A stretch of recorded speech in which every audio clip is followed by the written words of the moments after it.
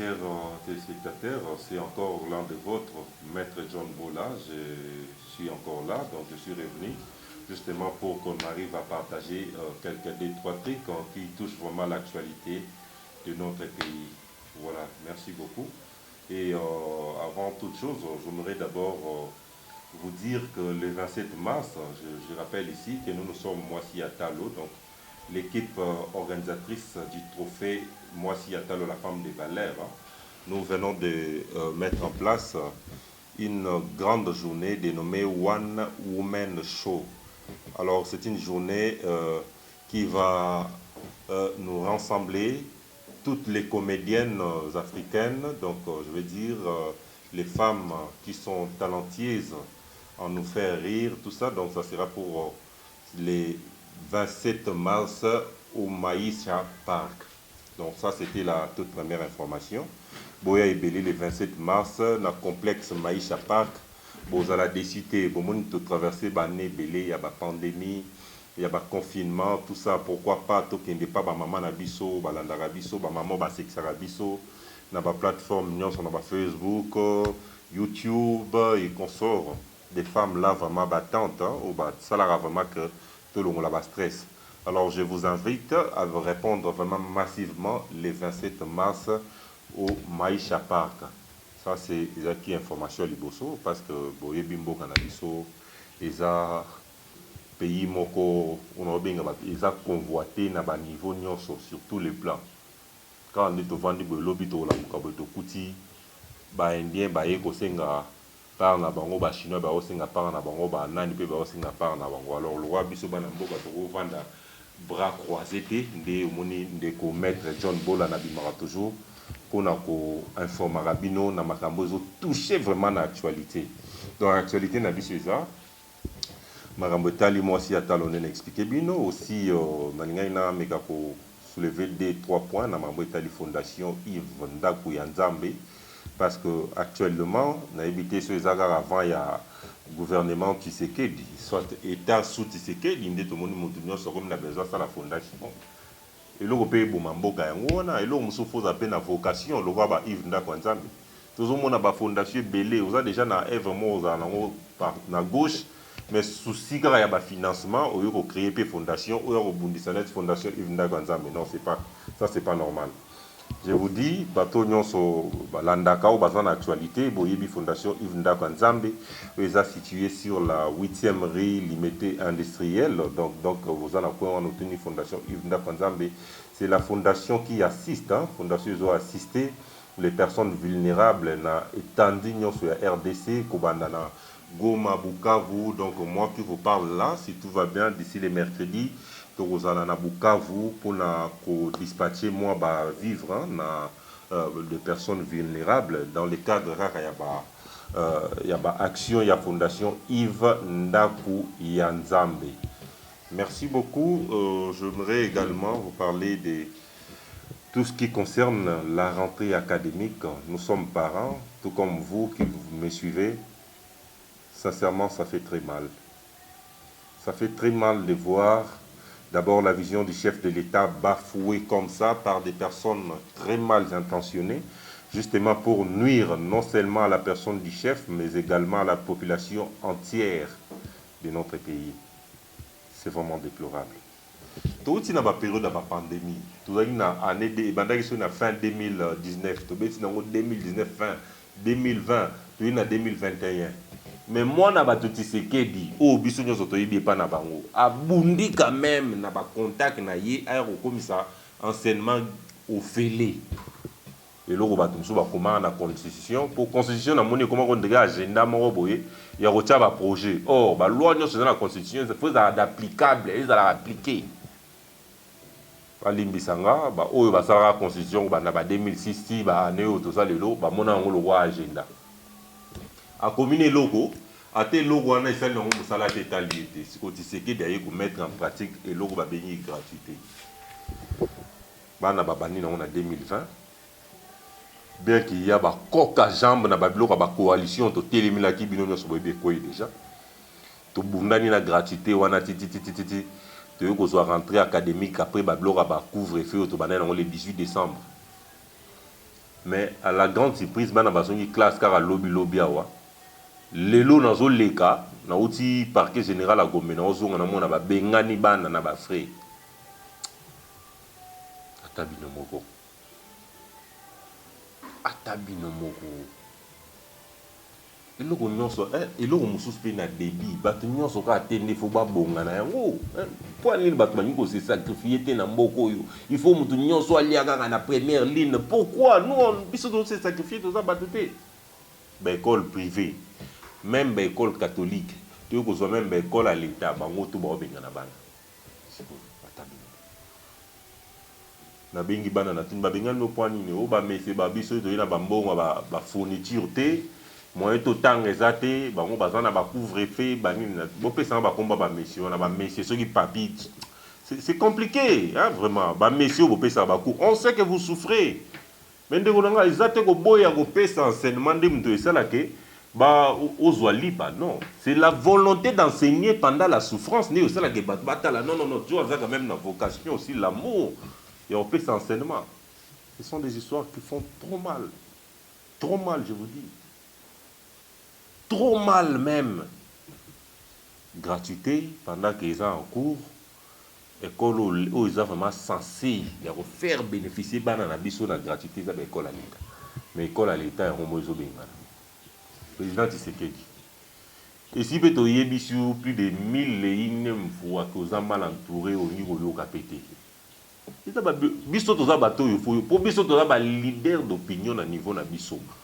To récoltera ba desiderata ko bandana ba quartier, ba avenue, ba commune, tout, même ba district, na ba province, na ba fin fond, hein, là où même sous président de Tshisekedi a commenté, moi j'arrive, hein, là où maman Denise a commenté, ngana komara, botu na même honorable sénateur Guy Luando, to kuta na fin fond na Équateur kuna.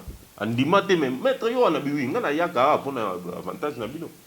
Donc il faut nous considérer, il faut considérer ce que nous disons parce que nous récoltons des bonnes informations. Pour la bonne masse même il y a l'administration. Talasco n'a ni tout, comme paralysé. Donc les enfants vont perdre 2 ans. Il y a un moment à se décider même si moi n'anga. Tu es encore bébé, reste à la maison. Bah si ça va manigance, on a des bêtises, il y a des benganaka, koto ba gratuité, koto ba bengani, comme ça pour entamer la maman. Donc c'était vraiment dans ce sens-là. Aussi j'aimerais ici dans le même fil d'idée qu'on peut vraiment encouragement à honorable sénateur Guy Luando Mboyo. C'est vraiment quelqu'un d'exceptionnel. Hein? Parce que nous, quand on cite le nom de quelqu'un, ça n'a rien à voir avec les dialolistes, hein, ce que font les jeunes actuellement. Nous, ressortissants, ceux qui des matétés, disons non, nous on ne fait jamais ce genre de choses. Déjà, nous sommes avocats et que à la base, nous sommes Congolais. Donc, je voyage un peu partout. Quand je vois les actions de la fondation Ouidal tenue par l'honorable sénateur Guy Luando, non, c'est vraiment quelqu'un à féliciter. Honorable sénateur, si vous aurez la chance, soit la grâce de nous suivre, sachez que vous êtes vraiment une personne à féliciter.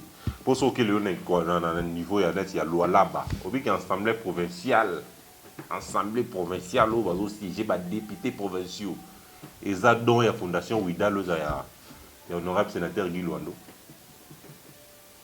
Le basali MB Luando moko nezo sala transport de ba marchandises et outils ko banda grand Équateur et etina kin. Ozomona te que ça quand même à féliciter au betelo maboko contrairement na batu musu bando mbenga ba crocodile sur Équateur. Ba sala lo tia pa au bombe Équateur. Même ba bilanga ba café ba tikela ba on ba exploitant ma be pona ba ferme personnel. Et le mwana batu jeune na ye bokomi ba croca ba jamba bâton na ba roue pour mwana na évoluer te. Biso tozana to soutenir ye. Ce sont des jeunes, parce que même Sobomoni, actuel Premier ministre, c'est un jeune. Et on a même payé. Il faut travailler avec des jeunes, il faut nous éviter les vieux, les produits finis, aux vieux soinani. Il faut que bati pour comprendre. Pour nous rajeunir l'administration, nouvelle énergie côté à niveau de l'administration, de façon que vision et chef de l'État, ils ont vraiment d'application pour l'avantage il y a Congo Mobimba. Je rappelle ici que le 27 mars, l'équipe Moissi Yatal organise une journée vraiment exceptionnelle, une journée sans stress, où ils ont rassemblé comédienne nyonso et Afrique centrale mobima même ou ta Europe donc baza toujours bienvenue de façon que ba rolongo la biso ba stress il y a des difficultés de traverser tout. Aussi j'aimerais également saluer le président de la fondation pardon Yves Ndakwanzambi. Mon cher, en tout cas, mes félicitations encore. Continuez dans l'action au sala, na monaki moi na obo assista qui na niveau ya opération dans l'hôpital, donc ça m'avait vraiment touché. Ça m'a vraiment touché. Je vous encourage beaucoup, chers amis.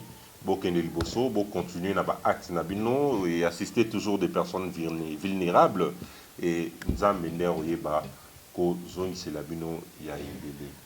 Pour clôturer avec moi Ndambo Tobunse pour na Boka, nga naza ni muto IDPS ni muto PPRD. Bon, est-ce que PPRD ça là on a dit souci.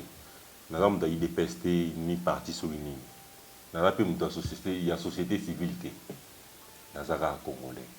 Alors le fait que je suis congolais, je soutiens là où il faut soutenir. Et dans le bara non, place où il faut que le bara non.